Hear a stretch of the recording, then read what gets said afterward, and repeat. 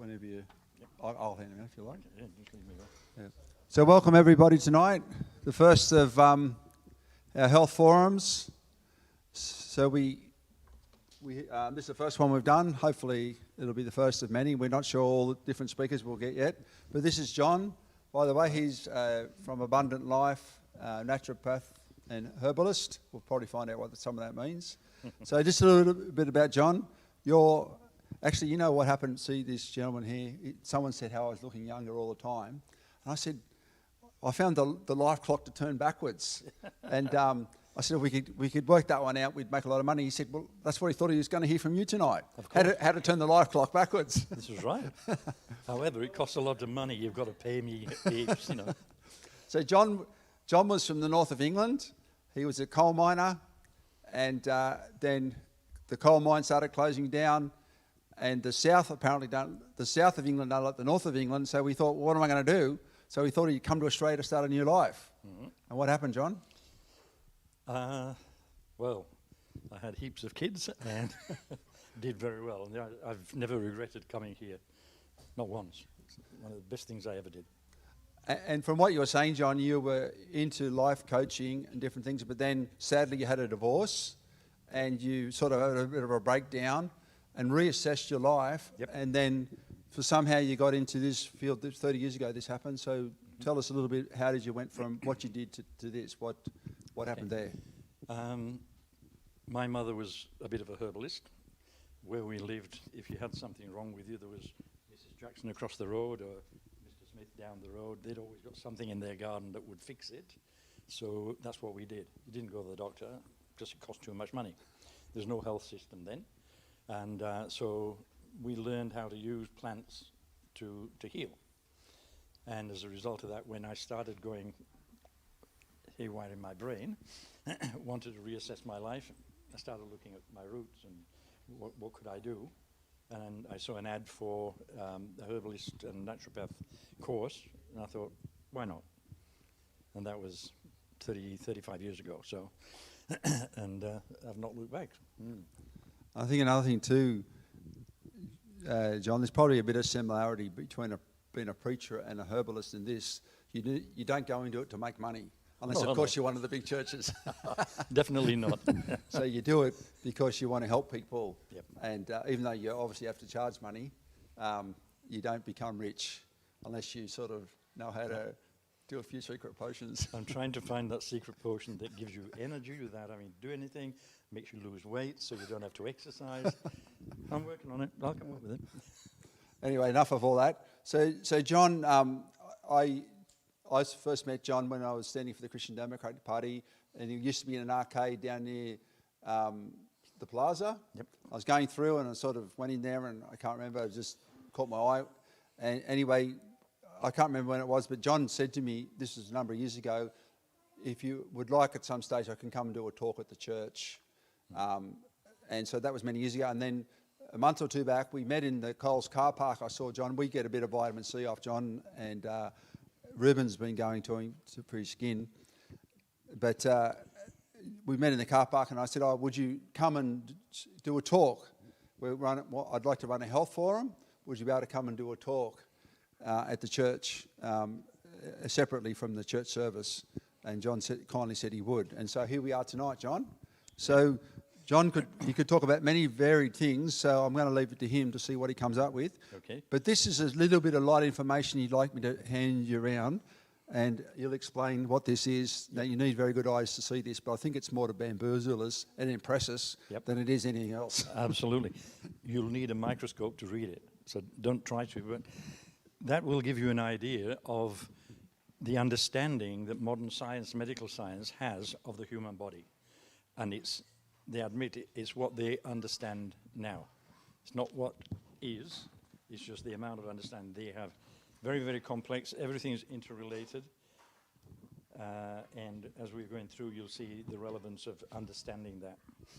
By the way, if I break out into song, please don't record me, because I've got a contract out to only sing to people that make money on records, okay? And with my voice, you'll probably all leave anyway. Is this one a bit loud? Maybe take that one, John. But You've got to try and Hello? remember you got this in your hand because you're sort of doing a bit of this. You're like at the preacher's liberty, you know. So Okay. All right. One of the reasons why I became a herbalist is because I wanted an eternal job. And when you read the last chapter of Revelation, you find that there's a river coming out from under the throne, and the trees of life are planted down the sides of that river, and the leaves of those trees are for the healing of the nations. So therefore, herbalism will continue on forever. Okay, and I'm getting my training now. Okay, you didn't come here to listen to me preach. Although I'll give you one more scripture. Psalm 139, verse 14. David says, I am fearfully and wonderfully made. And he's not wrong. When you see the complexity of that, that's just the metabolic processes within the body as we understand them. Can I ask a simple question, John? You can. What's metabolic mean? The way the body does things, like breaking down things, creating things, so creating enzymes to break down different tissue, different foods, creating hormones to do different things throughout the body. That's all the metabolic processes. Okay, so as you can see, David didn't know that. So he didn't know just how wonderfully we're made, but he was right. Okay, now, so you see from that, we're a complex systems, and constantly we're trying to seek balance to get, we're going over in some areas, the body's trying to bring it down, so it ends up going under, and it has to bring it back up. So this is happening constantly in cycles throughout the body. And that's, we call that homeostasis. It's balance. We just got to try and keep the balance. We don't want to be swinging up and down like that. We want to be nicely doing this sort of thing. Diabetes is one area where you see this a lot, where someone's sugar levels go high. There's a massive call for insulin to get rid of it. Then suddenly they plunge. That person needs to get more glucose, and they're doing this sort of thing all the time. One good reason for not eating a lot of sugar. That's my first little thing. Don't eat a lot of sugar. Okay, now, when we're born, we're not complete. You don't need to be complete. If you look at a baby, a newborn baby, look at its body and its head compared to its legs and its arms. It doesn't need big legs. It's not going to walk anywhere for a long time. The legs will catch up later on when it becomes necessary. The arms are the same. The only thing it's going to be holding is its mum and its bottle. And mum's going to be holding the bottle as well. So it doesn't need to have big arms. So the main things that it needs are a voice, so it can scream and let mum know when it's not happy, and the digestive system. But the digestive system only needs to digest milk, which is very easy to digest, and it's got enzymes from mum to break it down quickly. Over the next few months, it starts gradually sealing the digestive system and gradually getting to where it can take solid food. And that's how we all started. And that problem, it's not a problem, it's a great benefit, because we don't need all these things to be developed before we're born. But along the way, we need to have them get to where they need to be when they need to be there. And that's all built into us. Now, when a baby's born, if it's born the normal way, then it picks up mum's immune system, and it picks up her probiotics, which are a complex set of little bacteria that do lots of things. And that is the best way for a baby to get into this world. Now, sadly, a lot of them have to be Caesar birth. It's not always possible to do the normal birth. And those babies are at a disadvantage because they don't pick up the immune system from mum. They don't have the good bacteria to keep everything functioning properly. So that's got to be added. Breast milk helps because they get some of them from there, but they're at a bit of a disadvantage. But the thing is to remember, we're born incomplete, and we had created in us the ability to change, to grow, to develop. And we seem to have forgotten that. So keep that in mind. The immune system is constantly changing. So when we hear of things like COVIDs and what have you, given the right tools, we can deal with all these things. If you get sick, you can heal yourself, given you've got the right tools. If you break an arm, no one argues. If the bones are stuck together, they will heal. If you cut yourself, you don't look and say, oh, I'm never going to heal up. I'm going to have to put a piece of plastic over there, stop myself leaking everywhere. You know it will heal, given that you do the right thing to help the body do it. So we don't worry about those things. We understand that that happens, but yet when a disease comes around, we don't believe we can heal ourselves of that disease. So we've got to go and get a drug or a vaccine or a whatever. And sometimes these things have got their place. I'm not saying there's no place for them.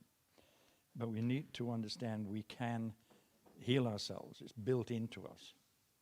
We've got what they call an innate immune system that's watching all the time to see what's going on in the bloodstream. We have a lymphatic system that cleans us out. And as long as everything's working in harmony, they will see that we deal with whatever comes around. A little sidebar on that. I'm 77 going on 78, and I've had one vaccine in my life, but I sort of laugh when people say, oh, you know, if you don't have vaccines, you'll die. Well, I must be dead, so I've only had the one. But I didn't get born with a really strong immune system. I wasn't born with a massive genetic advantage. I was born in India, and the people in India that were from the English and Scottish and what have you ethnic backgrounds were told they had to get out of India because they thought the Japanese were coming in. And the Japanese didn't really like the Anglo-Saxons. Can't understand why. Lovely people. But anyway, they moved us from there to the UK.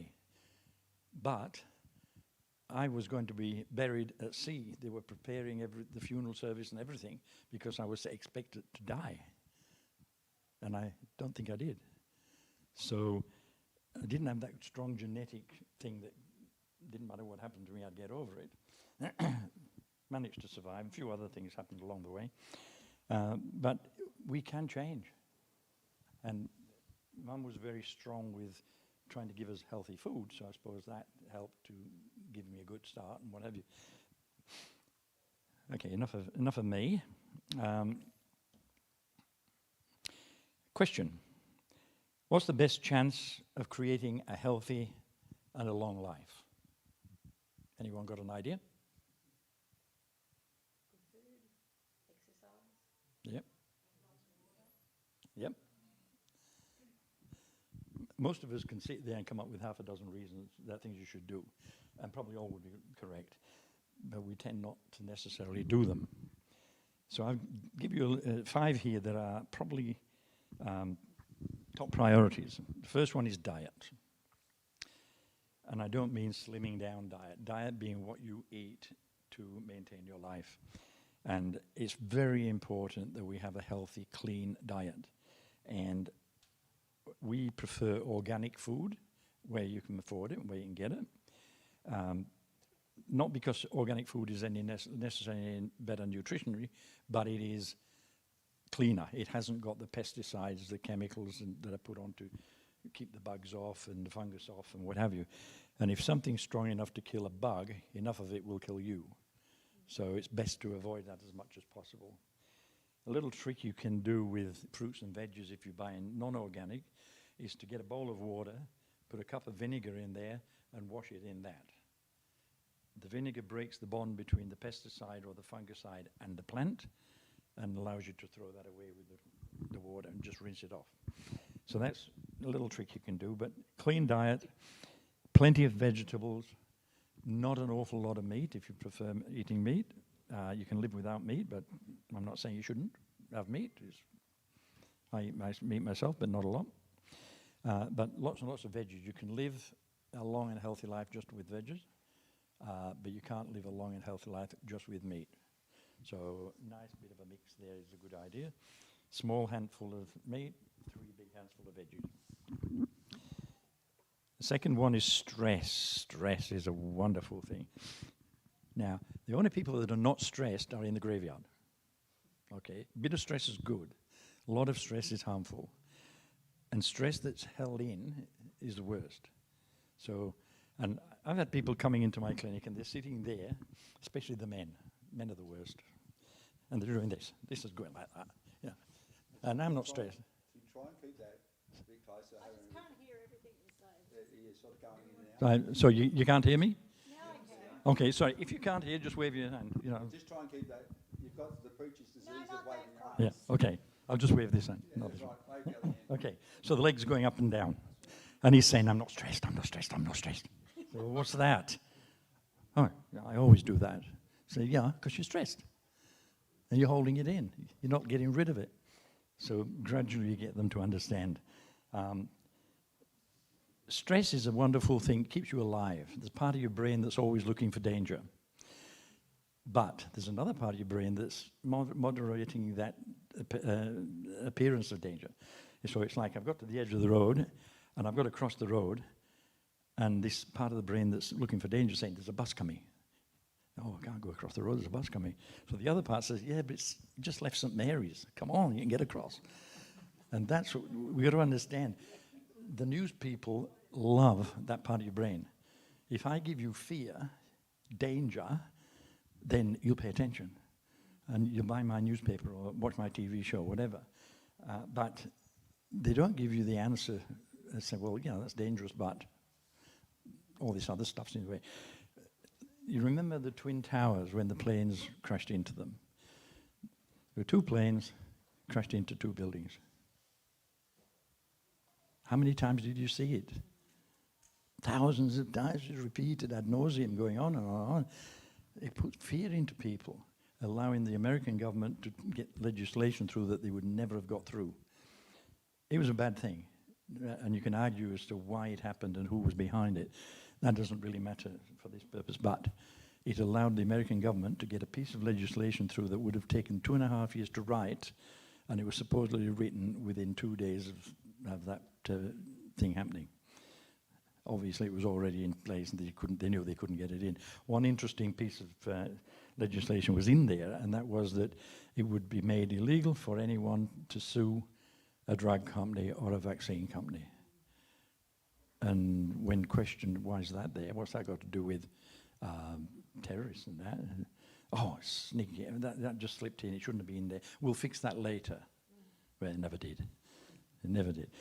And if you're producing a product that is perfect and wonderful and does everything that it should do, you don't need to be protected at law from being sued. We've got to ask ourselves these questions. Okay, so stress, manage stress. How can you manage stress? Exercise is one good way, and yoga is a good way, as long as you keep the religious aspect out of it. You don't have to have the religion in it. Same with Tai Chi, that's another one. These things came through temples and what have you. The reason for that is that the monks were the only ones that had the time to look at these things. And they didn't have to worry about being fed and housed and clothed. It was all done for them. So that's why that happened.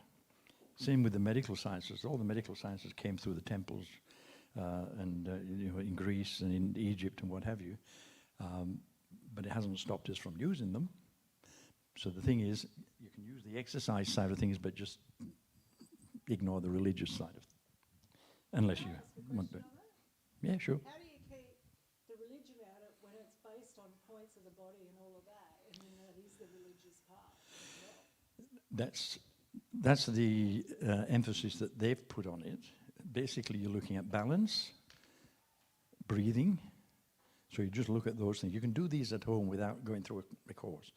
You can learn how to balance, how to breathe through this thing, how to get the flexibility. That's all you want. But it gets the stress out of the body. Remember, you've got to have a reason for charging people money, and getting them sucked in on religion is a good one. But you don't have to do that. Meditation is a good one too. Meditation can be as simple as putting some earphones on and listening to Mozart. For 10 minutes, just listen to music. Calms your brain waves down, settles you down, so you can go back out and instead of killing the kids, you can get dinner ready. So that's stress management. Exercise, yes, exercise is another good one. Walking. If you've really got some aggressive people in your life, you can take up boxing. Getting a pet, a dog, taking the dog for a walk, good excuse for going for a walk. But we need to move. Sitting is the new smoking. So if you sit all day and don't move, you're going to get sick. You'll bring on early dementia, you'll die a lot sooner. So getting up and moving. We've done a lot of research around the world, and they say that when people exercise, even things like Alzheimer's can be reversed. So exercise. Number 4 is sleep. Sleep is becoming a major problem for a lot of people.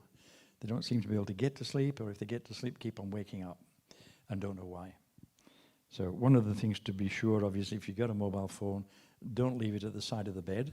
If it has to be at the side of the bed, turn it on airplane mode, because that way the towers aren't going to ping it and keep giving you this radiation burst, right? You're not going to make a call at 2 o'clock in the morning, and you're not like President of the United States needs to be on call all the time. He doesn't need to be on call all the time either. So airplane mode, the only thing that stops is calls and texts coming in. It still lets your alarm work. So if you use it for an alarm, you can still get use of that. And if you turn it back on first thing in the morning, any texts that were coming in will come in anyway. The only thing you'll miss are the calls.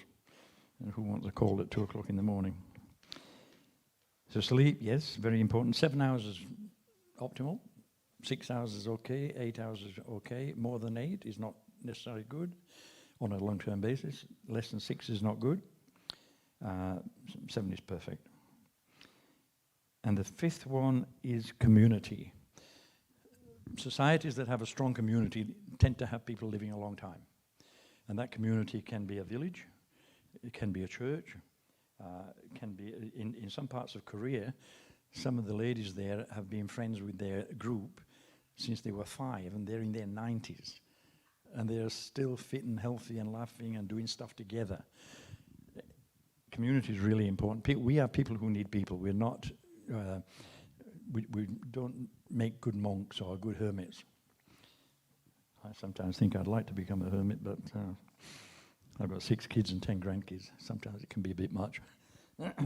But community is very important. And using your community. If you've got a problem, talk to someone. Don't bottle it in. The guys especially, men tend to not tell people when they've got a problem. And the first time people know there's a problem, he's committed suicide. Not a good idea. So if you've got a problem, find someone you can trust not to go and tell everybody, unless he needs to tell everybody because you need help. So we need to get that out, and we need to share ourselves, and we tend not to do that. Okay, stress that we were talking about damages your digestive system. Now, digestive system is an interesting system. It's your immune system. There are more neurons in your digestion than there are in your brain. So if we think with neurons, and they tell us we do, then this is the brain. And I've heard people say, I had a gut feeling I shouldn't have done that, but I did. It all went wrong. I like to say, look, all right, you live in Cambridge Park, you're driving to Penrith once a week, you need a car, but any little old car will do, right? Little Hyundai Getz or whatever they are now, the smallest one. Fine. And this says, now, we need a Mercedes. What do you buy? You buy the Mercedes. This always wins, but this is telling you the truth. This one just say, yeah, but I want. So we need to keep a track on this one. It's your immune system. You've got whatever goes into your mouth, into your digestive system, has to be broken down. And there's a lot of bacteria here, and what you bring in with the food is also loaded with bacteria. And some of those bacteria aren't very friendly. So the whole digestive system is to break that all down and modify what's coming in. And the immune system is popping a little probe through from the bloodstream into the digestive system to see what's coming. That should only be a very small probe. But if the digestive system is damaged, those good bacteria have nowhere to live because of the damage. Then the cell walls start opening up a little bit, and what's in the digestive system starts slipping through into the bloodstream. So if you've got a particle of food, like a molecule of wheat or whatever, the immune system thinks there's an attacker. I have to set up an immune challenge to this thing because it's going to overwhelm me and kill me. But it's a piece of wheat or a piece of milk or whatever. So we end up with food allergies that aren't really food allergies, they're just inappropriate molecules shouldn't be there at that time. So keeping that immune system at bay by supporting the digestion and making sure the structures are healthy is very important. Now what kills them off, they've got these little tiny figures all the way through called villi, which is where the good bacteria live, inside here. So what damages them is when you go for a trip to Bali and come back with Bali belly, or you get food poisoning from a not too clean restaurant, or you have an antibiotic or other drug, they knock them over. So if you haven't got enough of them, you've got nowhere for the good guys to live. And the good guys keep you healthy. You've got more good guys inside you genetically than there is you, right? 90% of you is actually things living on and in you. So now you know why you're tired. You're carrying all this stuff around with you. So making sure you've got the right species in the right amount to make sure that everything's healthy is important. That keeps your digestion working as it should. It affects your nervous system. You've got a nerve called the vagus nerve, goes from the brain to the gut. And that's a very important one because it keeps a tag on what's going on here between the two. This is the brain, this is the brain. They need to be talking to each other, and they do that via the vagus nerve.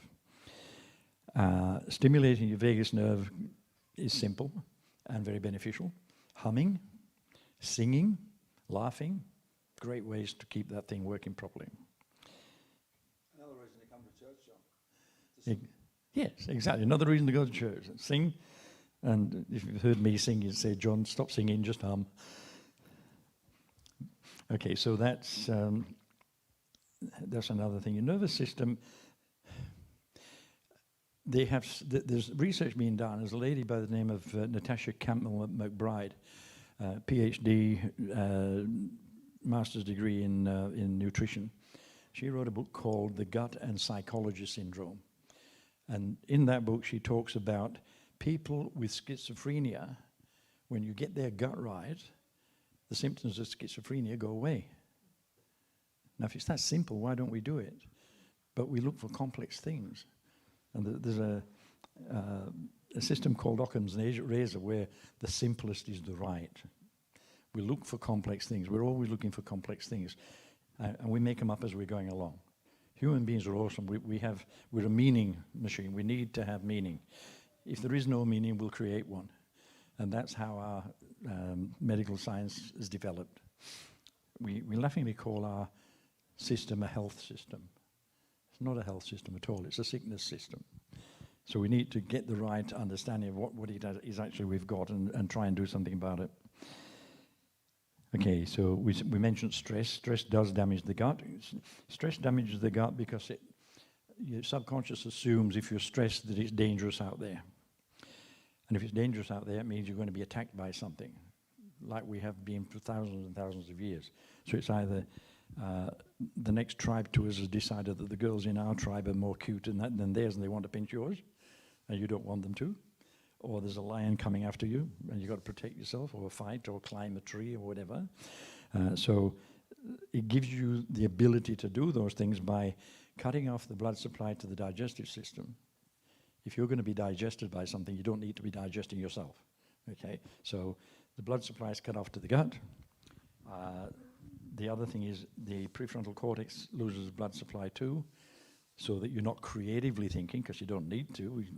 The part of the brain that deals with muscles and running and climbing, that's what needs the blood supply, and that's what happens. The blood system becomes thick, so if you do get wounded, you don't leak everywhere and die.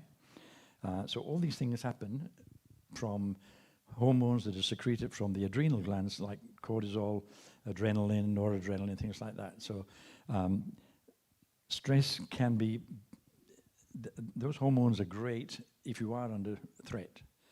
But how many lions have you seen around Cambridge Park? Not that many.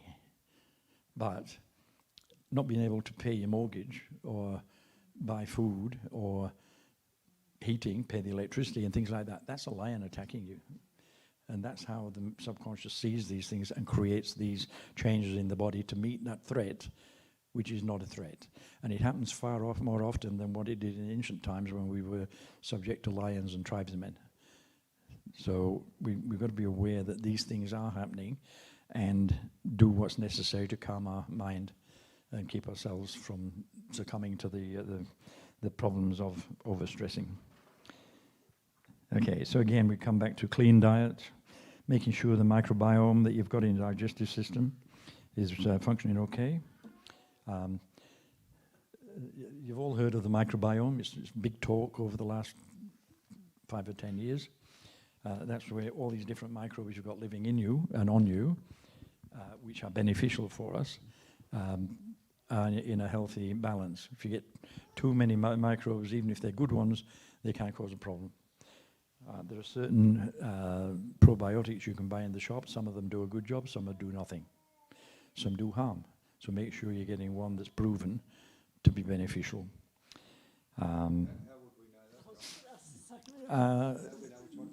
There's plenty of research, or you can take an easy way out and ask someone like me.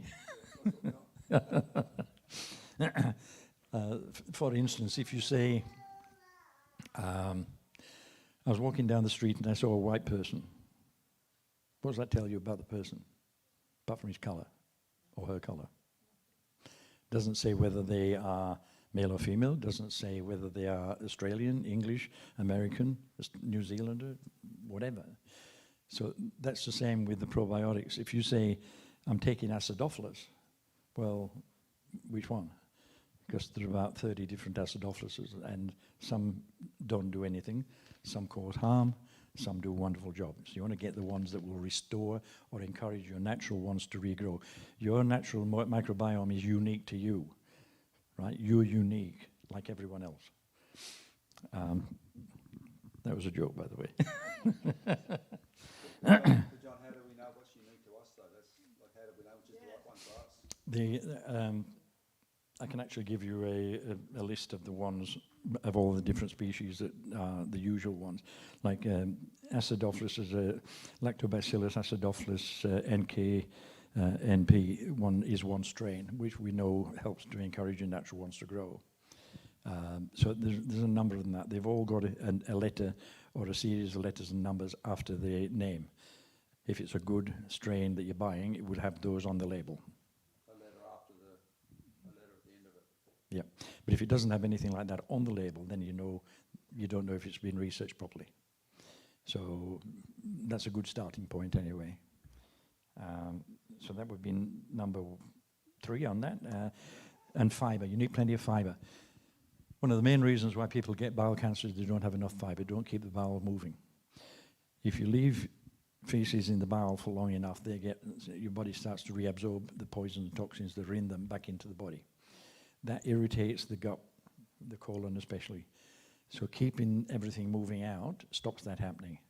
So that's one of the best things you can do to prevent bowel cancer is to have a high fibre diet, which is vegetables, etc., etc.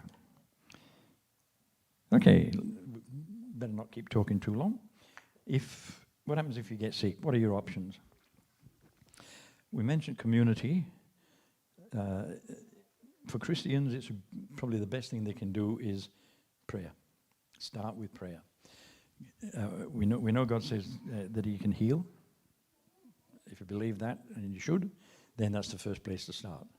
Now, the healing process might need you to go and see somebody, because you may need to learn a lesson, or because it could be your diet's not working right, so you need to talk to someone who can say, listen, you need to take that out of your diet, or you need to add this into your diet. But prayer, it brings on a higher level of support. And you can talk to your community, your church and what have you, and have people praying for you, have people there to make sure that you're fine and come knocking on your door to make sure you're not dead and things like that. So, and maybe bring you some soup. Chicken soup's good. So that would be number 1. Then the other 2 main options that people look to is go to the doctor or go to someone like me. If you go to the doctor, what's the doctor's role? Now, if you say to a doctor, what is it exactly that you guys do? Probably look at you as if you've got two horns and a head, and two heads. But if he answers the question, he'll say, well, our job is to manage your disease. You think, hang on, I came to see you to get rid of my disease, not to manage it. If you're managing something, it's still there. So, but that's how they see their role. That's how they're trained to manage disease. So if you've got diabetes and you're heading like that to death, they want to get it like that. It's still going to die in their parlance, but they're going to make it later. And you've got to be careful that I'm not bagging doctors completely, because they have their own. And sometimes there's nothing that can be done because so much damage has been done, or there's some structure missing from birth. So they have their place. And if you're driving down the road and you have a car crash, don't come and see me. Get yourself to hospital. When you get fixed, then come and see me and we'll help to finalize the recovery. So they have their place. The second thing is that their treatment is symptomatic treatment. Sometimes you need to treat the symptoms, but you can't stop there. You've got to say, if I've got a snotty nose, my eyes are red and burning, and I feel like death, then treating those symptoms to give you some relief is important. But if you stop there, they'll come back. And they keep coming back until you're so sick of it that you'll finally try and do something about it. But so that, remember that symptomatic treatment, don't just stop there. You need to find the cause and fix that. So remember, they're managing disease, they're not curing it. And then the answer is drugs. Now, if you go back 200 years, doctors used to do what I do and my people like me do.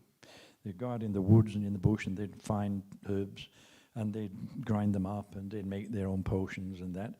And herbs used to be in the pharmacopoeia for the medical people up until about 1938. Then they kept taking them out and finally took them all out. There's a group of doctors, cardiologists in Sydney that are recommending to their patients that they go and see a homeopath and get some arnica homeopathic drops and take that as soon as they've had their heart transplant or whatever, because it will heal them up quicker. And yet if you talk to doctors about homeopathics, they'll say, rubbish, don't work, there's nothing there. They don't understand them. If they don't understand it, it can't be of any use. So they have their place, but drugs, a drug is a refined substance, usually chemical, that is designed to attack a certain problem. But as you see from that sheet of paper there, it's very complex. The human body is so complex. You fix that one, but what about all these other things that have been disturbed by that going wrong? They can't find everything in there that's not working. So they hit you with something. There's one drug called metformin, which is prescribed to lots of different people, diabetics and to girls with polycystic ovarian syndrome. 20% of people taking that die of a cardiovascular event sometime in their life. 20% die from a non-cardiovascular event, which means 40% of people taking that long term will die from the drug. That doesn't make sense to me. There's lots of better ways of dealing with sugar metabolism or what have you.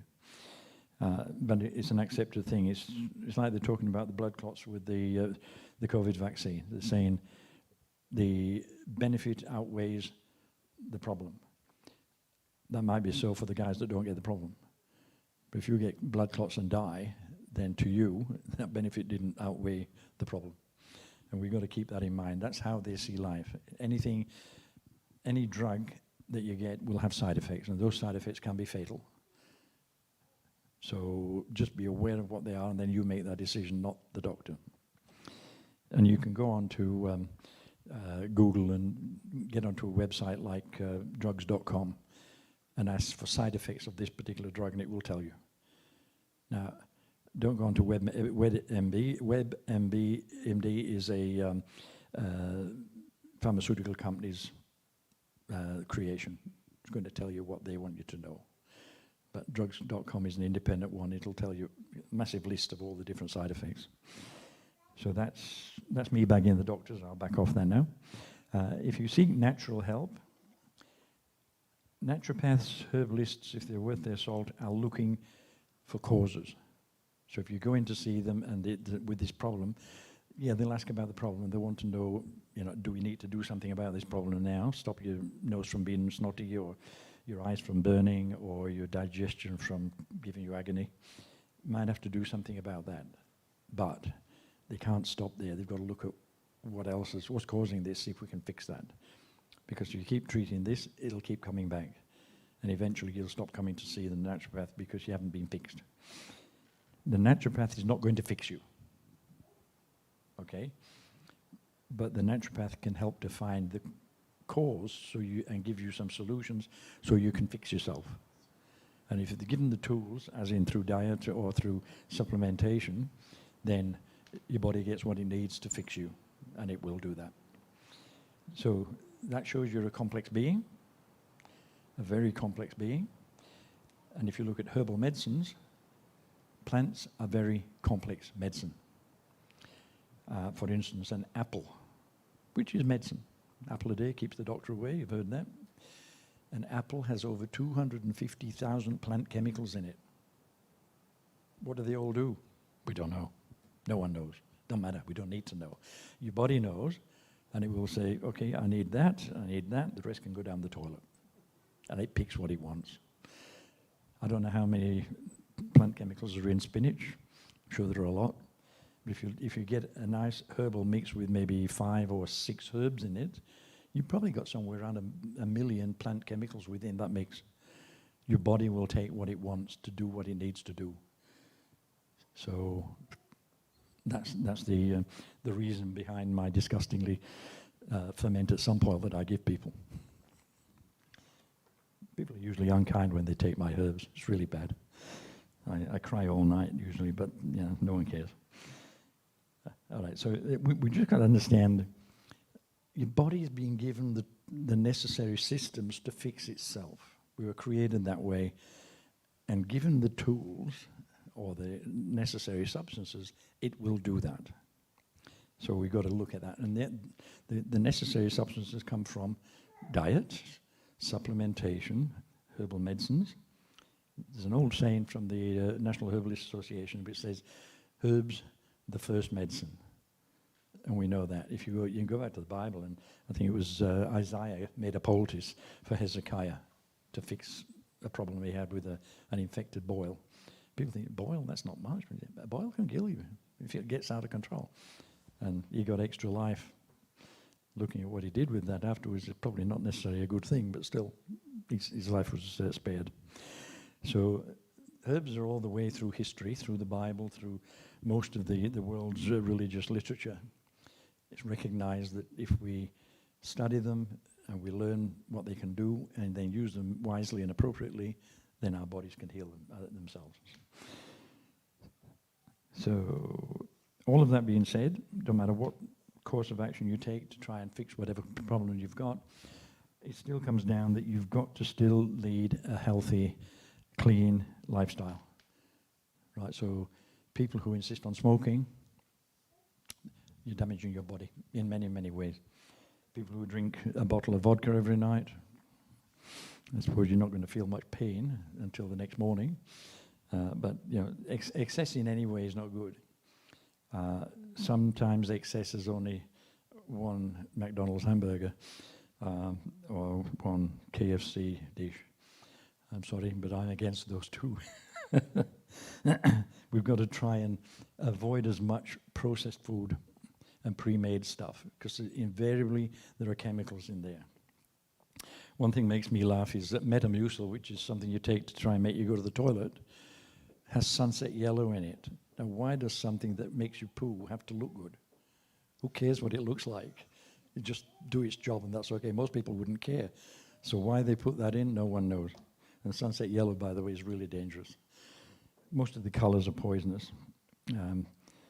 Colors, preservatives, anti-caking agents, antifungals, they're all poisonous in very tiny amount. But if you recognize that you're having lots of processed food, you're having lots of different poisons, and they add up. And it's not just a sum of the different poisons, it's cumulative, they're synergistic, so 1 + 2 = 6. So just be careful what you put inside your body from your food. Okay, I've probably gone on long enough now.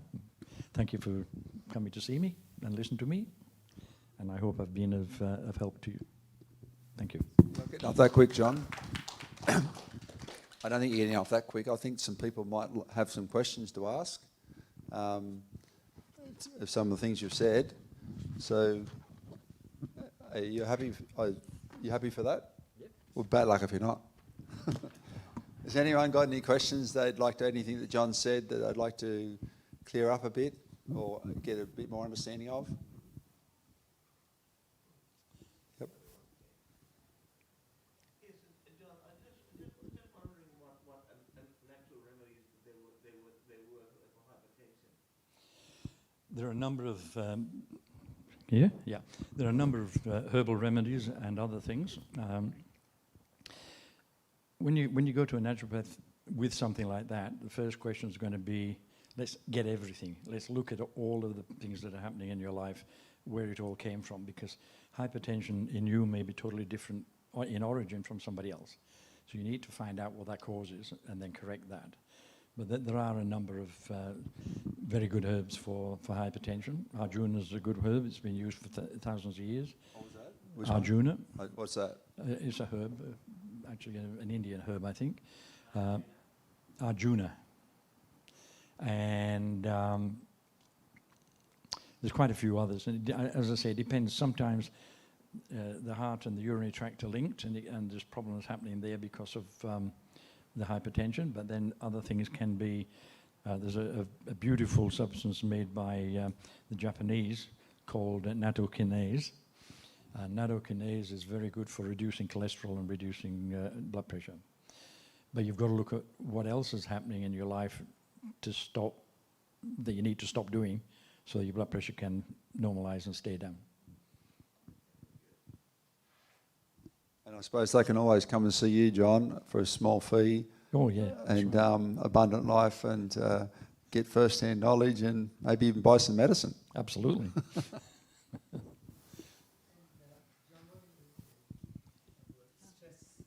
Sorry. Bit deaf, worked in the coal mines, a lot of noise. My question is that what do you use for people when they're stressed? Stress. People aren't stressed these days. No one has stress. Okay, simplest thing you can do, chamomile tea. What if you don't like it? If you don't like it, just suck it up, mate. Passion flower is another good one. Vervain, verbena. What else? Again, depending on why you're stressed, where's that coming from?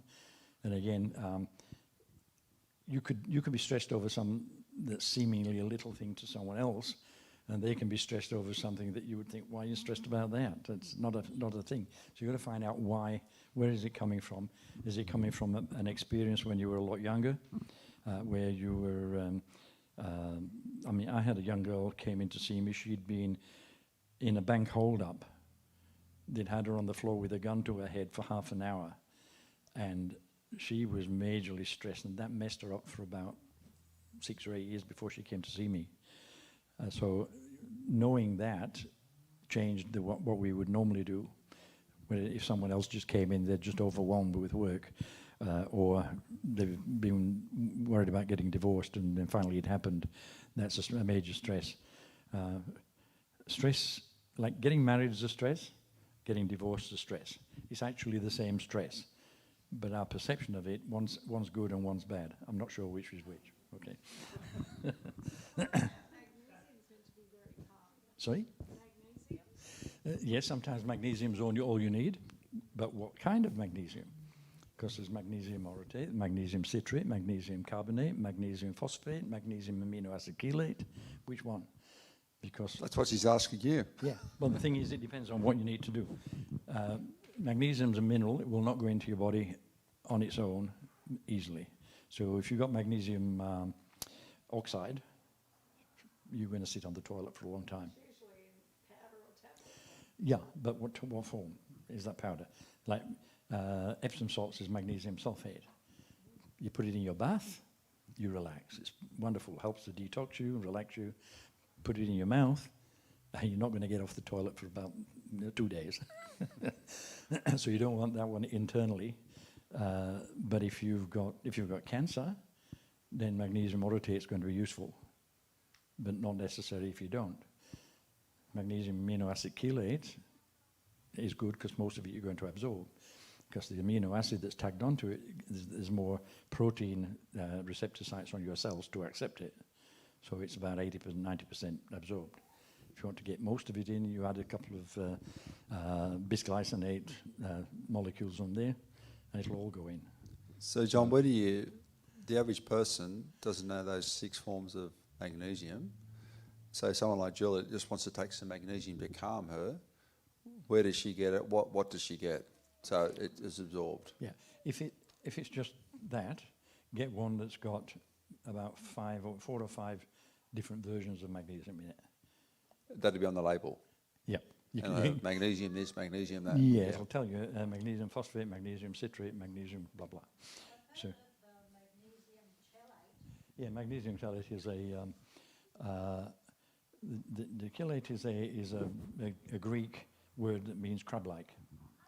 So on one side of the magnesium, there's this crab-like molecule called a chelate, and that goes in through the protein receptor sites in a cell. Now, if you get that, you'll get most of it into your body. Now, remember, the more expensive the magnesium supplement, the higher absorption you're going to get. Okay, and a lot of them will tell you it's better absorbed than magnesium oxide or carbonate. That means nothing, because those 2 forms are not very well absorbed anyway. So, but if you can get some that have got 4, 5, or 6 different versions of it, you're sure to be able to absorb some of it. Okay. What about probiotics for stress? Again, where's the stress coming from? Your digestive system gets messed up if you're stressed, majorly stressed. And Like if someone's stressed, do they aid in the stress?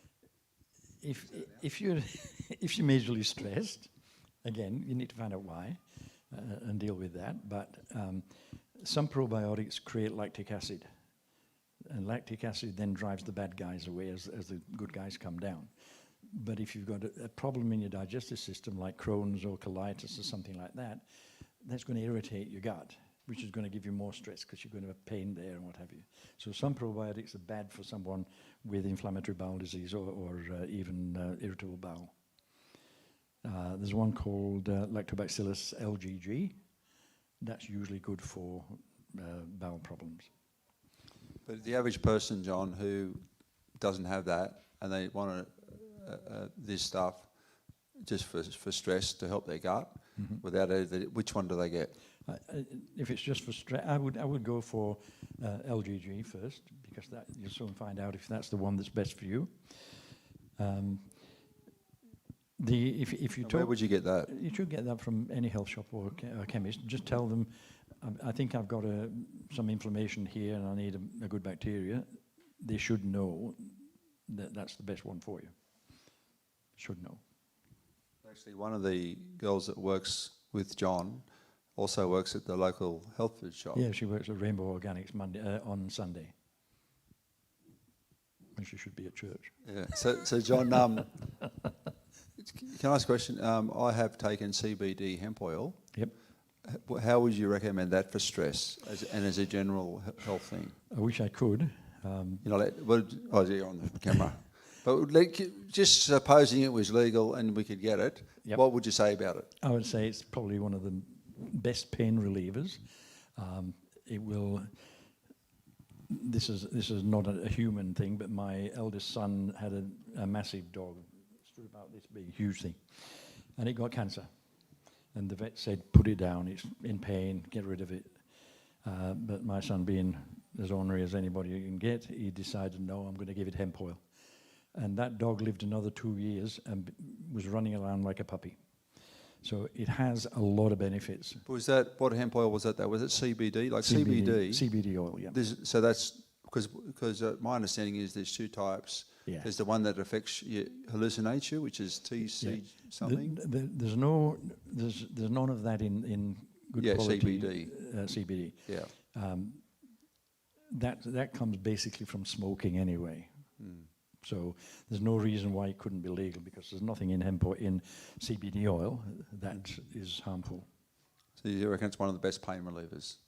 It's one of the best pain relievers. It helps with stress. It helps to really reduce inflammation. It helps with, as I say, with cancer. So, but you've got to look at when something's banned, there's a reason for it being banned. And usually the reason is it's eating into a profit for a drug. I'll give you a classic on that. There's we used to have a product in capsule form that was for reducing cholesterol that didn't have the side effects that the statin drugs have. And the proceeds from that were dramatically increasing, which meant that a lot of people were coming off the statin drugs. So they banned it. It became an S4 poison, which meant that only a doctor could prescribe it. And of course, they would never do that. However, it had been used for thousands of years as a flavor enhancer for food. So, as a powder, we can legally sell it. If I put it in a capsule, it becomes extremely dangerous and I'm not allowed to sell it. So, why is that? Yeah, it's all a nonsense, but... What about if it was in a Milo tin? Is that okay? Sorry? If it was in a Milo tin? If it's in Milo tin, it's fine. Absolutely fine. You've got to look at why these things... See, they banned kava as a herbal liquid because kava is so deadly dangerous. Now, they've been drinking this in Fiji and the other islands for forever, and it just makes pussycats out of the big Fijians. But it's dangerous. So they banned it, and then, whoops, what have we done? We've just decimated the economy of all the Pacific Islands, which means now that they're going to be demanding support from us financially because they can't sell their kava to anyone.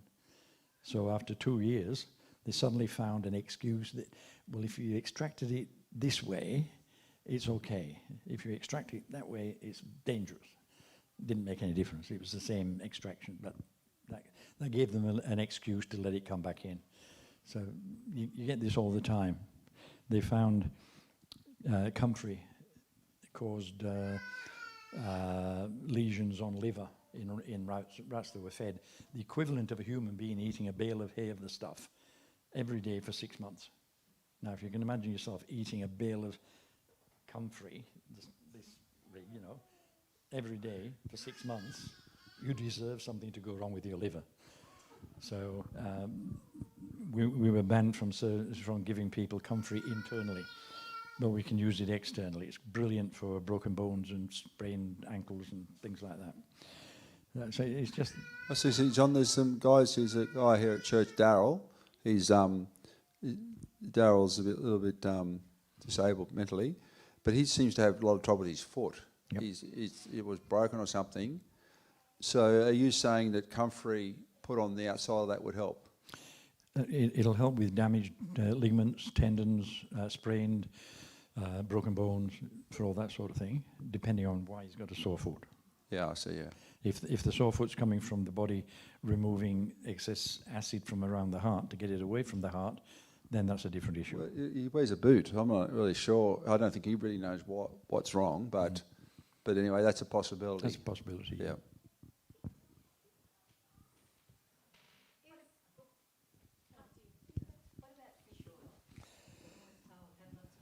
Fish oil's good.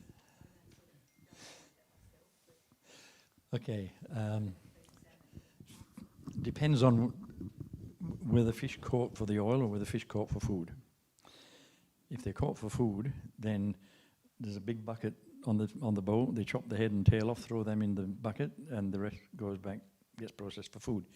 Then they get the bucket back to the factory after it's been sitting in the sun all day, going rancid, squeeze the oil out of that, and that gets put in capsules. So a lot of those capsules are rancid. Now, in Australia, we don't need to test for dioxins. The ocean's full of dioxins. So if it's cheap, then it's probably loaded with dioxins, and it's probably rancid. The best way to say, you can go down the health shop or the chemist and get 500 capsules for about $40, or you can come and see someone like me and get 120 for about 70. Why would you pay $70 for 120 when you get 500 for $40? Doesn't seem to make sense.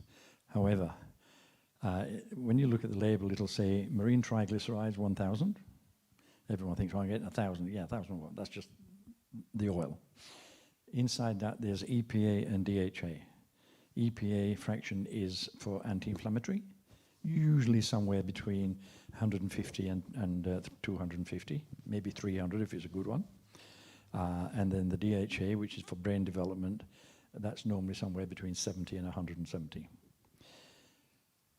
If you get a good one, like the 160 buck or 170 buck one from us, the EPA fraction is 500.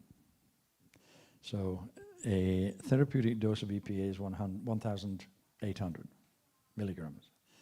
So if you've only got 200 in your fish oil, you've got to divide 200 into 1,800. That's how many capsules you really need. Taking less than that's not going to do anything much.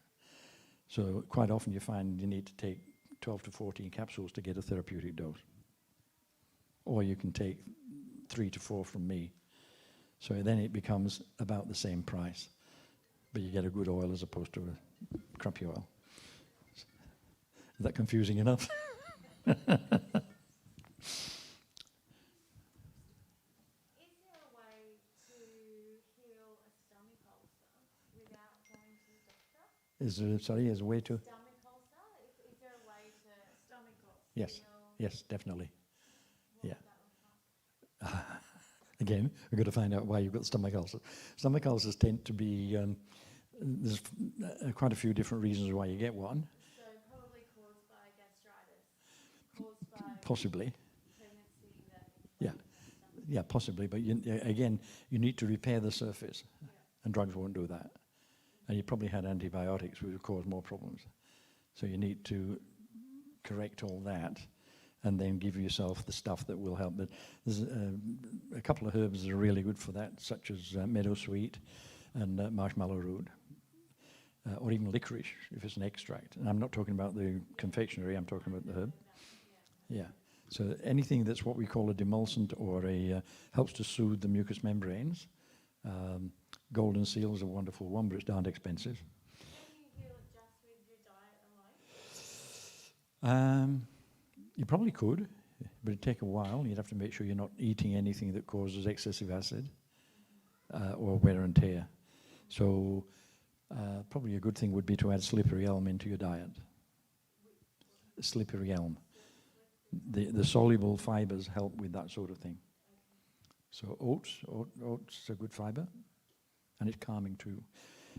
What happens in the stomach is usually caused by anxiety or stress. And then once you get a little bit, it's like Helicobacter pylori. Helicobacter pylori is a horrible organism that causes tremendous pain. It's also very beneficial because if it's in the right amount, in the right place, it can prevent you getting asthma. So on the one side it's good, but in excess it's not. And if you've got a bit of damage in your digestive system, it'll latch onto it, and then it'll have lots of babies and cause a problem. So again, it's why is it happening? What really caused it? Did having the baby just make it worse? Was it already there? And what can you do? And there's quite a lot of herbs and nutrients, but slippery elm's probably one of the best. There's a guy, Professor Ian Brighthope, is doctor, medical doctor. He never believed in natural things. He said someone told him that this person needed slippery elm. Someone he was looking after, he said, what's that? He said, well, it's a herb. It's the inner bark of the elm tree. And so he said, crap, can't work. But he tried it, and he got fantastic results. He couldn't believe it. And from that, he changed his whole attitude, and he became a professor of herbal medicine, and he still is. And he set up a company called Nutrition Care, which is all natural medicines. So it went from a total non-believer to a convert, like the Apostle Paul. How long, if someone were to go and see a naturopath, how long would it take to heal a stomach ulcer? It depends on how long they've had the problem and how severe it is. Some things are quickly fixed. With kids, it's awesome. A child will respond really quickly. If you're 60, 70 years old and you've had it for 40, 50 years, that'll take longer. And usually we're a bit more reluctant to change dietary habits and things like that. So you've got to be prepared to make changes. You've got to be prepared to take the medicines, and some of our medicines take like fermented sampo. But if you persevere, quite often it's a fairly rapid change. Yeah, so something that's been going on for maybe 10 years might take 2 or 3 months or 4 months, something like that. I've seen people with anxiety, you give them certain things and they phone you up at the end of the week and say, that stuff is awesome, I want more. So, as I say, it depends on what and how long. Okay? Thoroughly confused you all? That's good. We have to keep the mystery there. As I said, if you want some, what we're going to do now, John's just going to be over here. I think we still can get a cup of tea or something at the back in the cafeteria. But John's over here. He'll talk to you one-on-one. But also what we thought we'd do on nights like this, it's not a church service, but we believe that Jesus is the healer. So if anyone wants prayer tonight, I'm just going to be over here praying. And if anyone wants to help me pray, there's other people who believe Jesus can heal. So these things work together, as John said.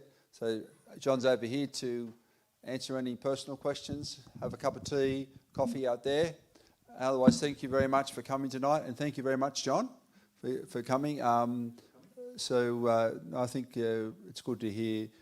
It takes a while for a lot of this stuff to sink in, doesn't it? But it's another alternative to what we are told, and so thank you very much, John. And as I said, his office is in Penrith if anyone wants to go and see him. No, he's a little bit deaf. You know St Stephen's Church? Yeah. There's a building to the left, a house. If you're looking at the front of St Stephen's Church, it's directly to the left of St Stephen's Church, his office. Yeah.